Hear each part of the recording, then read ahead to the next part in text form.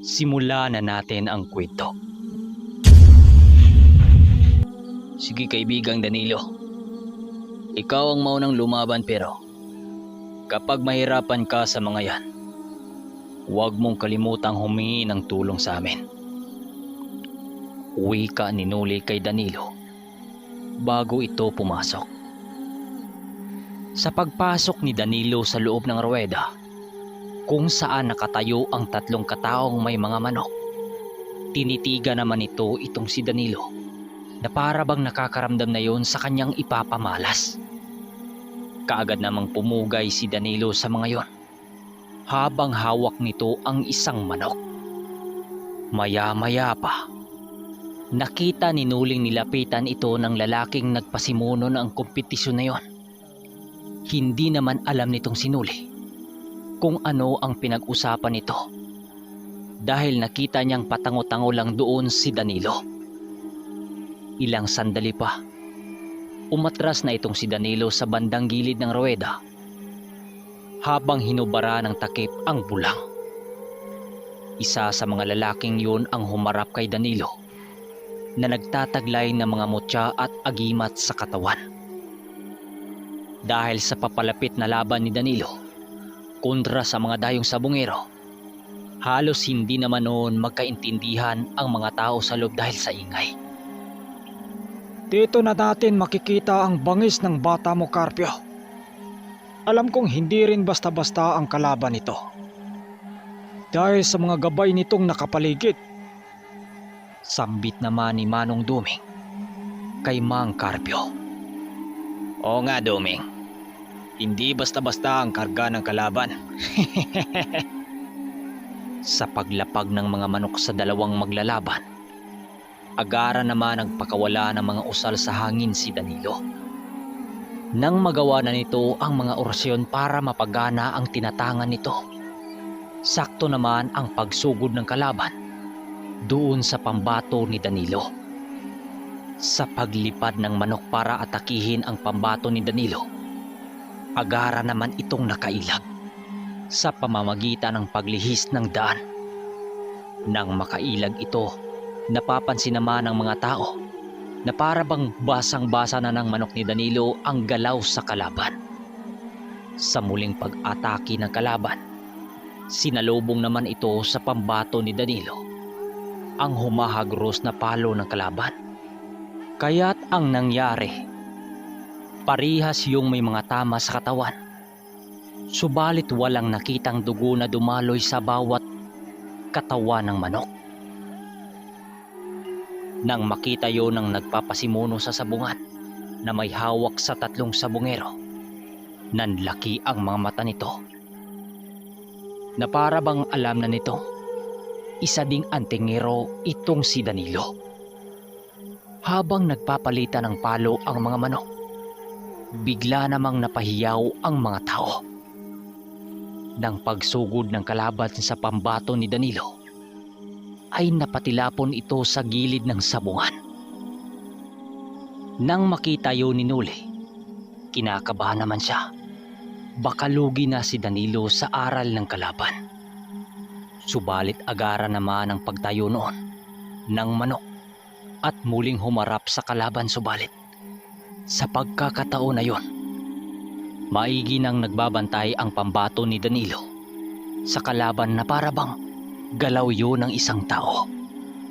Habang ang nakaharap ni Danilo, panay ang pagbubuka-buka ng bibig nito. Pero si Danilo noon, nakasandal lang yun sa dingding ng ruweda na gawa sa mga puno ng kawayan. Habang inaabangan nito ang muling pagsugod ng manok sa kalaban, nakatitig lang naman ang pambato ni Danilo sa nakaharap nito. Sa muling paglipad ng manok sa kalaban para patayin ang pambato ni Danilo, hindi naman mamayaw sa kakasigaw ang mga tao sa paligid dahil kitang-kita nila ang pagkadihado ng manok ni Danilo sa laban. Habang nakipaglaban ito, panay ang pag-atras nito na para bang may iniiwasan ito sa kaharap nito. Pero nang makakuha yun ng pagkakataon ang manok ni Danilo para banggain ang kalabang panay ang pagsugod, Biglang napabaliktad noon ang kalabang manok. Nang matamaan ito sa lakas ng pagaspa sa mga pakpak ng pambato ni Danilo, na para bang hindi na normal ang pambato nito. Matapos mapapaliktad ang manok ni Danilo ang kalaban, tuloy-tuloy na ang pangbubugbog nito sa kalaban. Subalit ang hindi maintindihan ng mga tao kung bakit hindi nagtatamo ng mga sugat sa katawan, pariho ang mga manok. At isa pa, halos magdalawang minuto na ang laban, pero bakit ang liliksi pa rin ng mga galaw nito? Nang masilayan ng mga bigating sabongero ang pambahirang laban ng manok, nanlaki ang mga mata nito. Dahil kahit malakas ang dugong dumadaloy sa mga katawan ng mga manok panabong, hindi malabong makakaramdam yun ng pagod sa katawan. Pero yung laban ni Danilo sa katunggalin nito, hindi na yun normal. Sa patuloy ng pag-atras ng kalabang manok para ilagan ang mga palo ng kay Danilo, nang aksidenteng tinamaan ang ulo ng kalaban sa garol ng tare ni Danilo. Nagtatatalon-talon yun ang manok na para bang namamatay na ito. Ang akala nila Lando, Buning at Lidyo at Omar, maging ang buo nilang pangkat, ay panalo na si Danilo. Kaya't nagsisigaw ito at sinasambit ang pangalan ni Danilo sa ruweda. Nang suguri ng manok ni Danilo ang manok sa kalaban na animoy nababaliw, pumapalakpak na noon si Omar dahil sa mga nakikita nito. Pero nang makalapit na ang manok ni Danilo sa kalaban, bigla itong napatilapon ng magpakawala ng palo ang kalaban. Bumangga noon ang manok ni Danilo sa dingding ng ruweda. Sa lakas ng pagkabangga nito, alam nila ni Nuling na balian yun ang buto. Dahil napapahiyaw pa noon ang manok eh. Pagtingin nila sa kalaban, nakita nila ang isang matandang kasama nito na panay ang tawa nito. Ang akala noon nila Danilo at Omar, wala yung mga kasamang matanda. Pero nagkamali sila dahil may pumasok doon na isang matandang may hawak na isang bayong na may dugong tumutulo. At alam nila ni Nuli na gamit yun ng matanda para makagawa ng ritual para dayain ang laban. Kung hindi nyo nasubaybayan ang buong kwento ni Danilo at Mang Carpio sa mutya ng gabi, tumulong si Mang Carpio sa mga laban ni Danilo kung may makikialam sa laban na kasing pantay niya. Nang malaman ni Mang Carpio na mayroong nakisawsaw sa laban ni Danilo na hindi rin basta-basta, doon pa lamang nakita ni Nuli ang kauna-unahang pangingialam ni Mang Carpio kay Danilo. Magamat hindi halata ang ginawa ni Mang Carpio doon, biglang napatras noon itong si Nuli nang makarinig siya ng mga usal na galing sa kaliwa, at alam niyang galing ito sa bibig ni Mang Carpio. Kunwari lang itong humihit-hit ng tabako at may kasabay na kunting pagsipol. Subalit ang ginawa nito, pambabarang ng harap-harapan sa mga kalabang nakikita nito. Maniwala man kayo o sa hindi, nang ginawa yun ni Mang Carpio, biglang tumayo ang manok sa pagkakatumba, at yung tatlong matanda at yung isang matanda, nanlilisik ang mga mata nito. At saksing buhay itong sinuli sa pagbuhay ni Mang Carpio sa pambato ni Danilo. Hindi noon lubos maisip ng pangkat nila Omar ang mga nagaganap. Pagsugod muli ng kalabang manok sa pambato ni Danilo, kagad naman yung nagsasabay sa ire. Ilang saglit pa, habang patuloy sa paglalaban ang mga tandang, may nasisipat noon ang pangkat nila Omar na dugong tumutulo sa hita ng manok ni Danilo. Napatahimik silang lahat dahil alam nilang tinablan ang manok ni Danilo. Pero itong sinuli, hindi siya nababahala dahil may tiwala siya sa kakayahan ng kaibigan niya. Pero sa panghuling sabayan ng mga manok sa lupa, sabay bumagsak ang mga manok habang hindi nakitaan ng paggalaw. Kaya dahil sa mga nangyari, kaagad nagpatawag ng sentensyador ang mga sabungero. Pag-angat nila sa mga manok, nakita nilang nakabaon ang tari sa manok ni Danilo doon sa kalaban. Patay na ang kalabang manok, habang yung kila Omar buhay na buhay.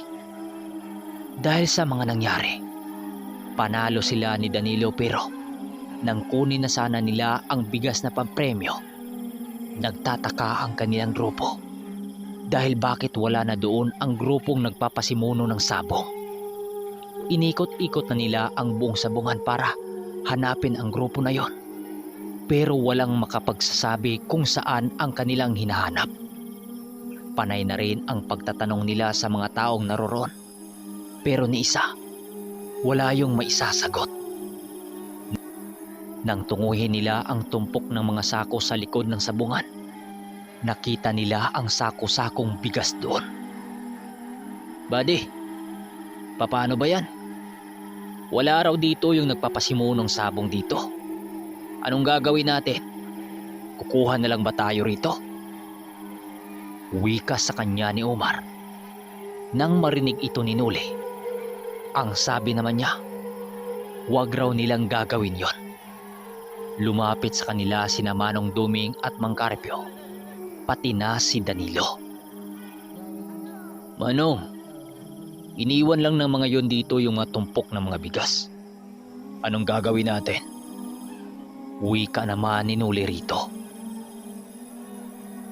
"Oo nga, ang daming bigas niyan, pero bakit nawala yung mga may-ari niyan dito? Paano na natin makukuha ang papremyo?" Sabat ni Mang Carpio. Pero si Manong Duming, hindi inalis ang paningin nito sa mga tumpok ng mga bigas. Maya-maya, lumapit na ito sa mga sako saka nagsalita ng, Bigas ba talaga ang mga ito?" wika nito habang may iniihip-ihip sa kanyang mga daliri at inilapat sa mga sako na yon. Maniwala man kayo o sa hindi, nang ginawa yun ng matanda, laking gulat ng lahat nang tumabad sa kanilang harapan ang nagsako-sakong buhangin na laman sa mga sako. "Paanong buhangin yan, Manong? Ikitang-kita namin kanina ang laman yan." Wika pa ni Lando, pati na sina Guyo at Leroy, dahil ito ang unang nakakita sa mga yon. "Nako, naloko na." Sambit naman ni Manong Duming. Dahil sa mga nangyari, palaisipan naman ng kanilang pangkat kung bakit ang mga bigas na yon ay nagiging buhangin. Ang akala tuloy ng pangkat nila Omar, pinagtripan sila ng mga kasama ni Danilo. Pero mariin talagang sinasabi na Lando at Goyo na yun ang totoo nilang nakikita. Pero sa isip-isip naman nila Omar, baka nga totoo ang lahat, tapos pinagluloko lang sila. Pero sila Manong Duming at Mang Carpio, nagdududa na sila na baka ang mga hukluban kaninang nakarap nila ay iisa lang sa mga antingirong napapasimuno. Nag-alala rin ang dalawang matanda dahil alam nilang hindi basta-basta ang mga nilalang na yon, dahil mismong si Nuli at itong si Danilo nagawang natablan sa mga sabulag doon. Naisa na nilang sundan ang mga bakas ng mga yon kung saan yun nagtungo. Pero sa isip-isip nila, paano na sila Omar kung bigla lang silang mawawala? Kaya't napagdesisyon nilang lahat, nahayaan na lang ang mga yon at ang panahon na lang ang bahalang humahanap ng tiyempo. Makalipas ang mga oras, nakarating na nga ang kanilang pangkat sa pamamahay nila Omar. At habang abala sila sa mga gawaing bahay nila Omar, hindi naman nila maiwasang pag-usapan ang mga bagay na nangyayari sa sabungan. Nang magawa na nilang maluto ang mga bihag nilang manok, masaya naman silang kumakain noon ng hapunan. Matapos nilang kumain, nag-usap-usap naman sila noon sa kubo patungkol sa mga nagaganap. habang ang dalawang si Manong Duming at Mang Carpio nakaantabay sa mga bagay na maaring mangyari ng gabing yon. Wala silang ibang ginawa noon kundi magmamasid upang pakiramdaman ang buong paligid.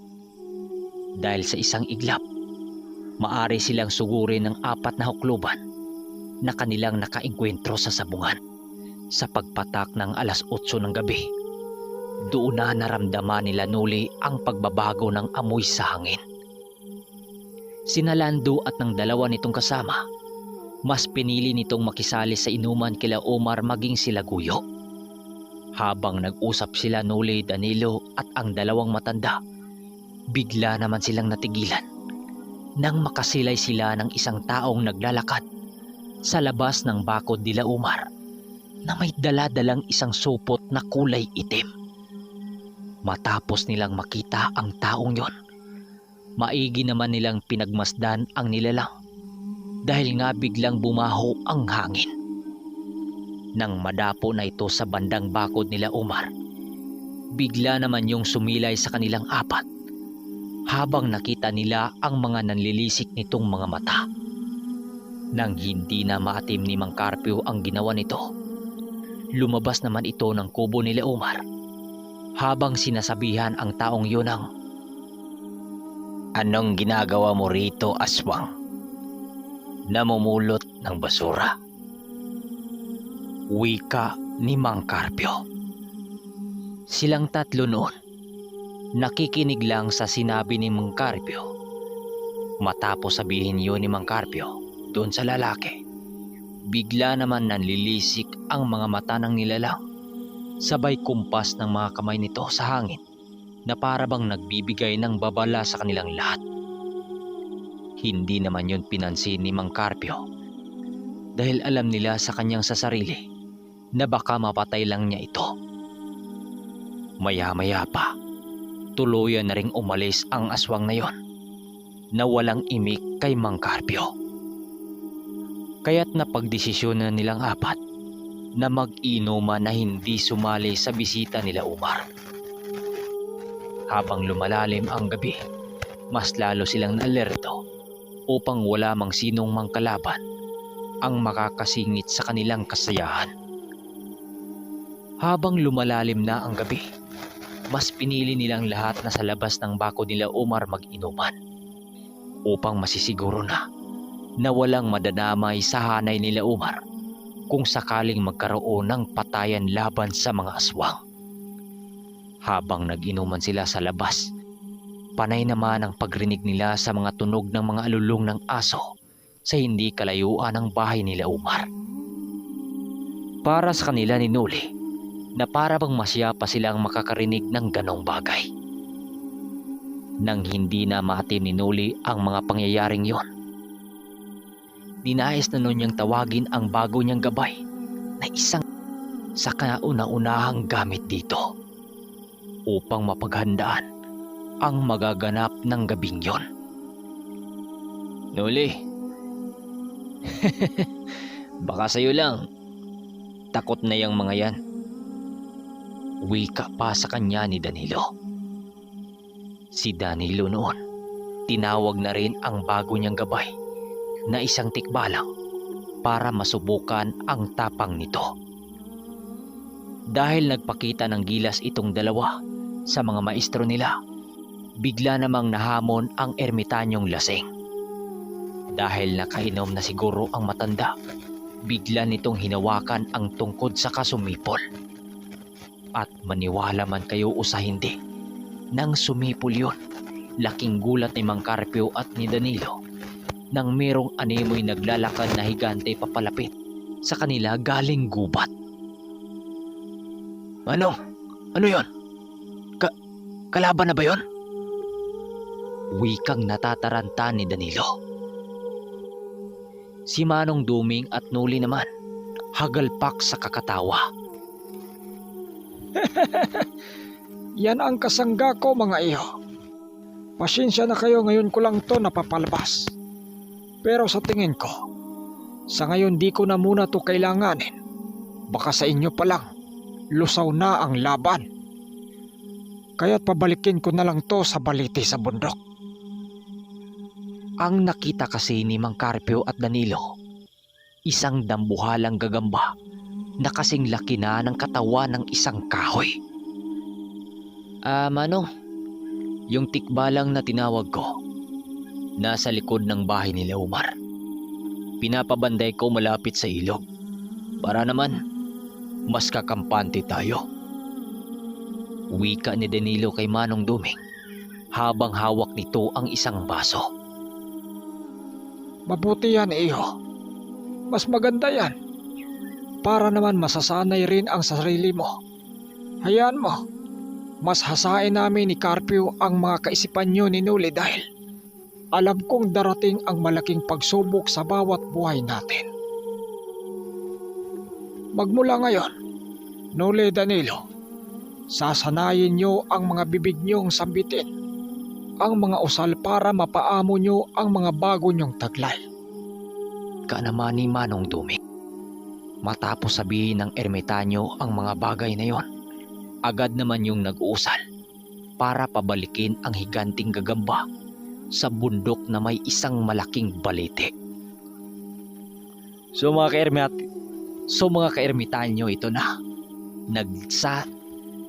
Nagsisilabasan na ang mga bagong taglay ng mga antingirong ito. So ano pang hinihintay nyo? Kung nagustuhan nyo ang video, i-like nyo at huwag kalimutang mag-subscribe para updated kayo. Dahil ito na ang paninimula na makapunta sila sa ibang dimensyon.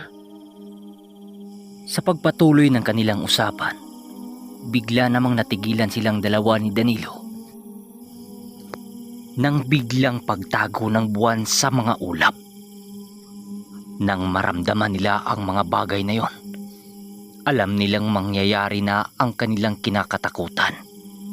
Sa mga pangyayaring yon, bigla na silang kinabahan dahil alam nila sa kanilang mga sarili dahil isa yung masamang pangitain ang ganong pangyayari.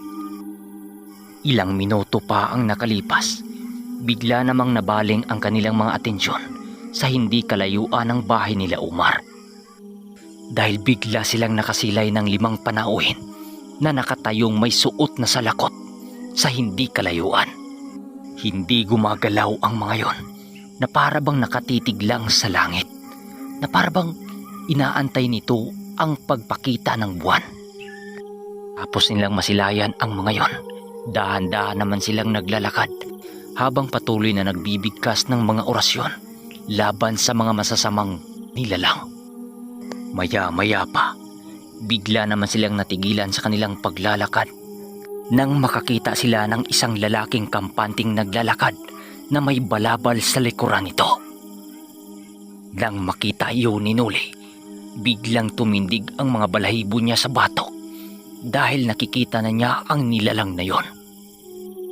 Napakaliwalas ng pagmumukha nito na parabang hindi ito natatakot sa kanilang apat.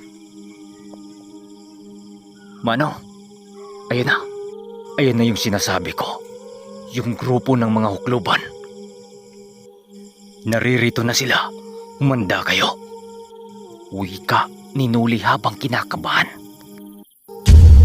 Habang naganda sila sa maring magaganap ng mga oras na yon, doon na nga nila nakita ang isang lalaking kampanting naglalakad papunta sa kanila. Nang masilayan na nila ng malapitan ang pagmumukha ng lalaking yon, nagtataka sila kung bakit parang hindi naman digmaan ang bisita nito.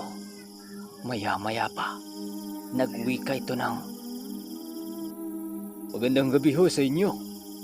Andyan ho ba si Mang Mundo?" Tanong ng nilalang paglapit nito sa kanila. Nang marinig naman nila Manong Duming ang sinabi ng lalaking yon, wala naman silang imik dito upang basahin ng ermitanyo ang tunay nitong pagkatao. Ilang minuto pa ang nakalipas, sinabi naman nito ang pakay nito sa farm nila Mang Mundo kung bakit siya napadpad sa lugar na yon ng ganong oras, dahil bibili daw ito ng mga manok. Habang nagsasabi ang lalaking yon ukol sa kanyang balak doon, hindi na ito nakalusot pa kay Manong Duming.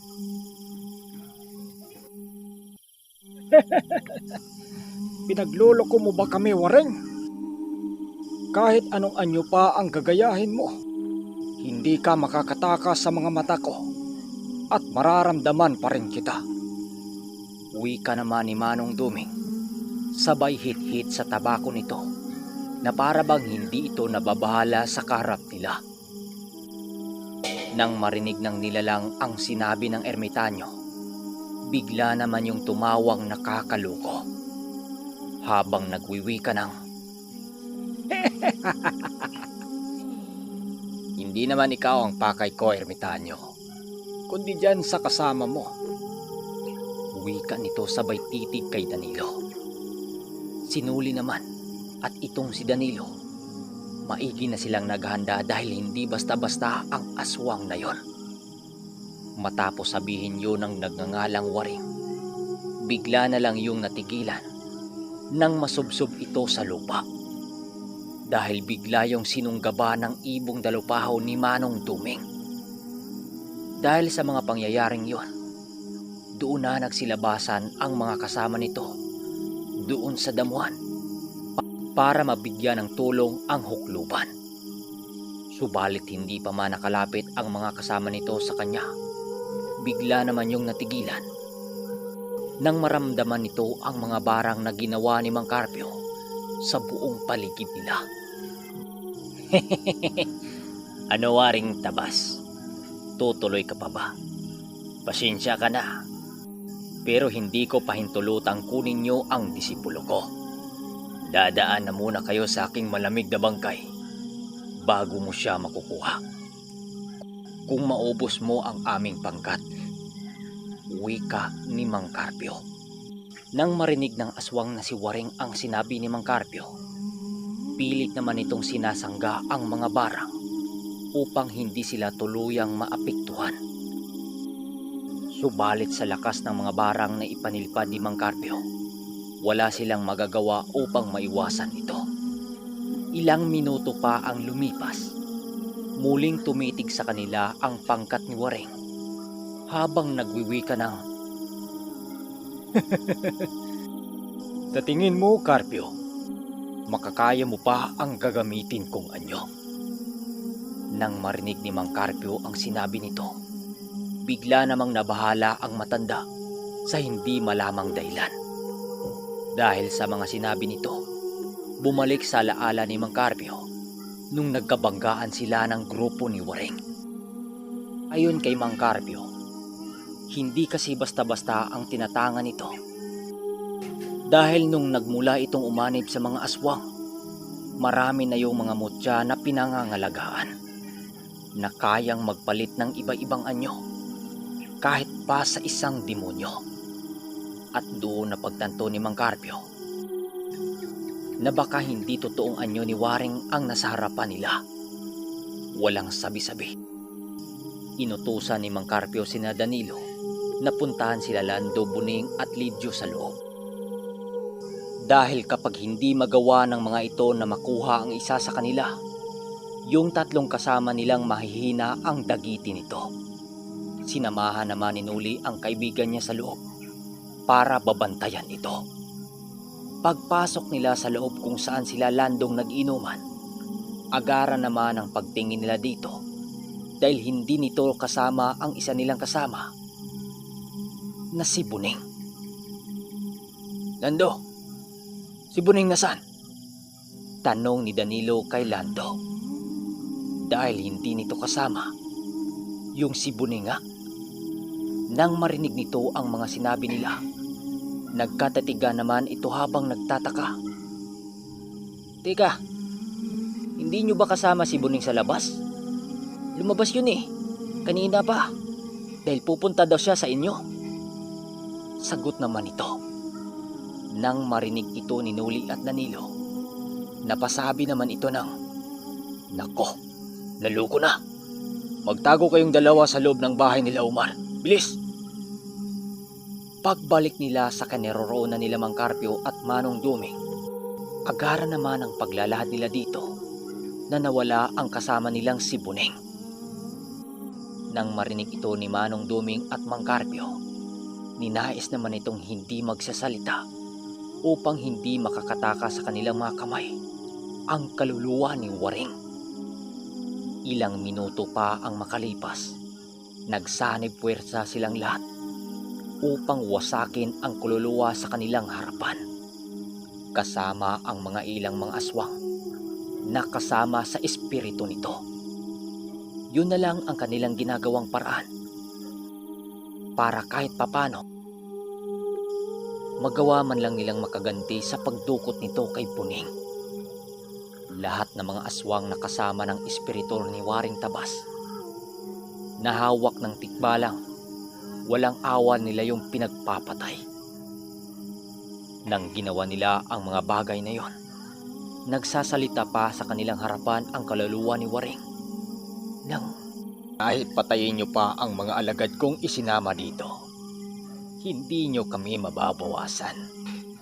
Dahil purong anino lang ang mga yan, Carpio.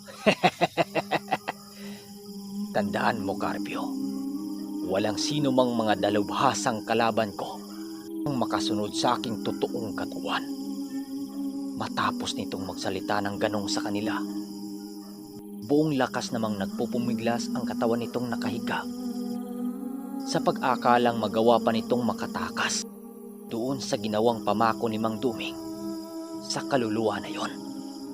Subalit kahit anong pilit ng kaluluwang makalabas sa taong pinasukan nito, hindi talaga nito makatakas sa ermitanyo at sa mga mambabarang nakasama ni Duming. Ilang minuto pa ang nakalipas, nagtataka naman silang lahat nang may nagsilabasang muli sa damuhan, saka isa-isang naglalakad papalayo sa kanilang kinaroroonan. Dahil sa kanilang nakikita, doon na kumpirma ni Mang Carpio na hindi nga totoong katawan ni Waring ang kanilang nadakip at nilinlang lamang silang lahat para dagitin ang isa sa kanilang kasama. Dahil sa pagkakampante nilang apat, hindi noon naisip ni Nuling pakiramdaman ang buong kalupaan kung ano ba talaga ang tunay na pakay ni Waring sa lugar na yon. Susundan pa sana nila Nuli at Danilo ang mga yon, subalit pinigilan sila ng dalawang matanda dahil nga hindi basta-basta ang taong yon at magaling sa larangan ng mahika at sa panliling lang. Magaman malinaw na ito sa isipan ni Mang Carpio, hindi pa rin yun maging dahilan para mapigilan ang galit na nanaramdaman nila. Sa isip-isip din ni Manong Duming, kahit hindi totoong Waring ang nadakip nila, papatayin pa rin nila yon bilang kabayaran sa pagkawala ni Buning. Sa pakipag-usap nila sa lalaking nadakip nila na pinasukan ng kaluluwa ni Waring, gumawa ng ritual ang ermitanyong si Duming para papasukin sa katawan sa lalaking yon ang bagong gabay ni Danilo, para hanapin ang presensya ni Waring, para wasakin yun hanggang sa mawala ang pag-iral nito sa mundo. Nang marinig naman ng tikbalang ang mga utos ng ermitanyo, dali-dali namang nag-anyong usok na asopre ang tikbalang at kaagad pinasok ang katawan ng ginamit ni Waring. Sa patuloy ng pangyayaring yon, patuloy pa rin nagsasalita ang espiritu ni Waring sa kabila nitong tinig na papaos-paos. Nang masipat nilang kumakawala na ang ulirat sa lalaki, dali-dali naman itong nilapitan ni Nuli at walang pag-atubiling sinakal ang lalaking yon habang nagwiwika ng, "Tandaan mo, Waring, anuman ang mangyayari sa kaibigan ko, kapag mahuli ka namin, mapait ang dadanasin ng mga angkan mo, lalo na't ikaw. Siguraduhin mo lang na buhay pa siya. Baka sakaling dadaan ka pa sa paghihirap bago kita balatan at ipapakain kita sa mga kauri mong aswang." Matapos makapagsalita ni Nuli, tuluyan na ngang nag-anyong abo ang katawan ng lalaking yon. Dahil sa mga mabangis na sumpang ibinato ni Mang Duming at nagpapahiwatig ng kamatayan nito. Bago mawala ng diwa ang lalaking yun sa katawan nun, nagawa pang magsalita ni Waring nang, "Hindi mo na makikita ang bata mo, Carpio. Bantayan mo ang mga kasama niya. Dahil kapag nagpapabaya ka, Baka silang tatlo mawawala din. Kasabay ng pagwika nito, ang siya namang paglaho ng busis ni Waring Tabas na kalahating hukluban na aswang. Ay ibig sabihin, tuluyan na nitong iniwan ang katawang ginamit nito. Matapos marinig nila Danilo at Mang Carpio ang sinabi nito, tanging paghinga na lang ng malalim ang nagagawa nila habang patuloy na tinutungga ang tuba doon sa katawan ng kawayan na ginagawang galon. Sa pagbalik ng katahimikan sa paligid, tulala naman ang magmaestro dahil sa pangyayaring hindi nila lubos akalain. Manong Carpio, ano na ang gagawin natin? Hahanapin na ba natin si Buning? Mas okay yatang babalik na muna tayo sa lugar namin para wala na mag-alala kung sakaling ililisan tayo. Wika naman ni Nuli sa dalawa. o tama sinuli Carpio. Babalik na muna tayo sa lugar niya bago natin simulan ang paghahanap. Masisiguro kung marami pang bundok ang akyatin natin bago natin matagpuan ang baryo ni Waring. Matapos marinig yon ni Mang Carpio at itong si Danilo, nagmamadali naman itong tinungo sila Lando at Lidio sa loob. At pagpasok nila sa loob, nadatnan nila si Naguyo, Lando at iba nilang mga kasama na nag-usap-usap habang gulat na gulat. Manong, anong nangyari kay Buning? Nasaan siya? Tanong sa kanila ni Umar. Nadugot siya iho ng mga kalaban namin. Pasensya na sa mga gulong dinala namin dito. Magpaalam na sana kami sa ama mo na kami ay aalis na. Dahil hahanapin pa namin ang kaibigan nyo. Matapos marinig nila Mang Mundo, Umar ang sinabi nila, sinabihan silang bukas na lang sila aalis. Subalit dahil sa nabuong desisyon ng grupo, hindi na nakapigil pa sila Umar dito. Nagpapasalamat naman sila sa kabutihan ng mga ito at nangakong babalik na lang sila kapag maayos na ang kanilang grupo. Nang gabing din yon, umalis sila ng pamamahay nila Umar, sakay-sakay sa mga kabayo nilang dala. Manong Carpio, kung ano mang sasapiti ng mga bata mo, andito lang kami para tulungan kayo. Tutal, kapamilya na rin ang tingin namin sa inyo. Kahit ikakamatay pa namin, isusugal namin ang mga buhay namin para lang masolusyonan ang problemang ito. Wika ni Nuli habang pinapatakbo ang mga kabayo papaakyat ng bundok. Nang marinig ng dalawa ang pangako ni Nuli, napahanga naman sa katapangan at tapat si Mang Carpio sa disipulo ng ermitanyong si Duming. Ang ermitanyong si Duming na lang ang gumagawa ng bakod at puder sa mga kasama nilang hindi nagtataglay ng mga lihim na aral sa kanan. Pwede naman si Mang Carpio ang gumawa nun, subalit naniniguro na lang ang ermitanyo dahil kalahating kaliwa at kanan ang aral ni Mang Carpio. Kapag sa kaliwang puder ang gagamitin nito, madali lang basagin ang kalaban nila dahil kapwa aral yun sa kaliwa, maging ang mga nalalaman ni Waring. Pagdating nila sa lugar ni Nuli, sumalubong sa kanila ang mga tauhan ni Nuli. Isa na doon sila Nardo at Ambong, maging ang mga kasama nito. Dahil alam naman ni Nuli kung ano ang hinahanap nito sa kanya, ibinigay na nila ang ibang mga bihag para sila na ang bahala dahil marami pa silang dapat pag-isipan dahil nga may kinakaharap silang problema. Halos hindi noon maiwasang sisihin nila Mang Carpio at Danilo ang kanilang sarili dahil naging komportable sila sa pangkat ni Waring. Ang akala kasi nila, 4 na hukluban ang kanilang makakalaban. Subalit kagagawan lang yun ni Waring upang hindi nila mahalata na sinusundan sila nito sa kanilang lugar. Panay naman ang pagpapayo nilang dalawa sa magmaestro dahil hindi naman nila kasalanan yon. Ilang minuto pa ang nakalipas. Wala na nga silang ibang magawa, kaya't nagsipasukan na sila sa kubo para kausapin sina Lando at Lidio ukol sa mga nangyayari.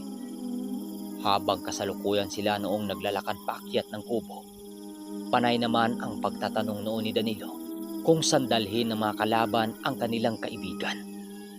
Nang marinig yun ni Manong Duming, agad naman yung gumawa ng kasagutan para hindi na mas mag-alala pa ito sa kaibigan nila.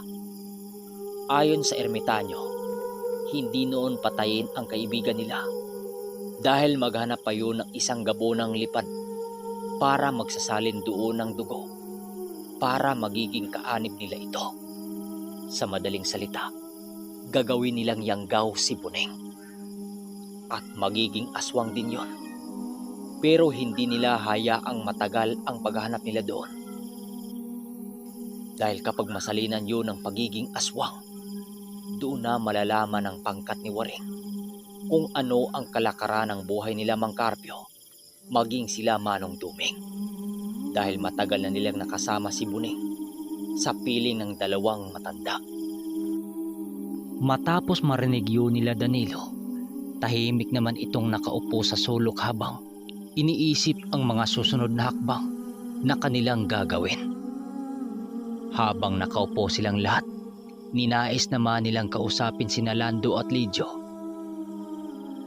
Mga kaibigan, ano ba ang tunay na nangyari? Bakit lumabas si Buneng doon na hindi namin nakikita sa labas? Tanong ni Nuli sa mga kaibigan nila.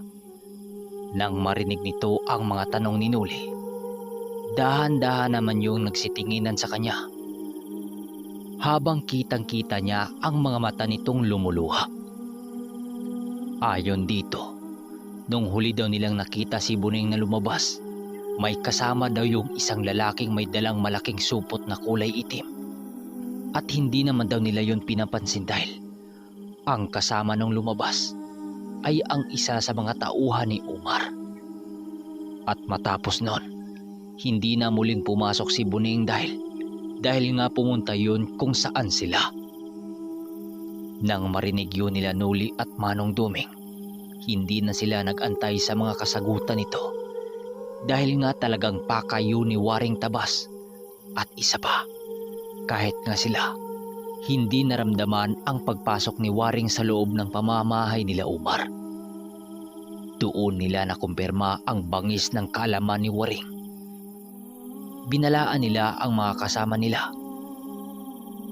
na huwag basta-bastang maniniwala sa mga nakikita nila dahil maaring baka malinlang na naman sila ng kanilang kalaban. Dahil kadalasan kasi sa mga demonyo, kapag matalo mo ito sa labang harapan, tatalunin ka naman ito sa mga panlilinlang dahil nakakaya nitong manggagaya ng anyo ng kapamilya mo.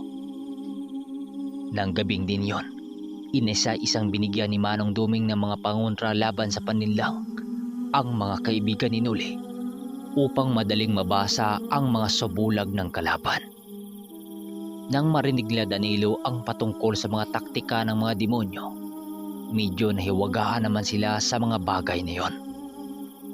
Maya-maya pa, lumabas naman sila Noli at Manong Duming doon sa kubo at kagad tinawag ang dalupahaw na nagbabantay sa labas ng bahay nila.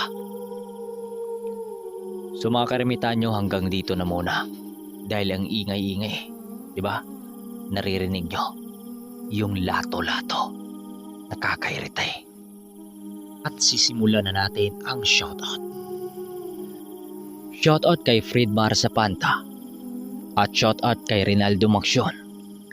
At kay Bertolano family from Antique. At kay Tito Caliso from Makabayaw, Jimenez Occidental.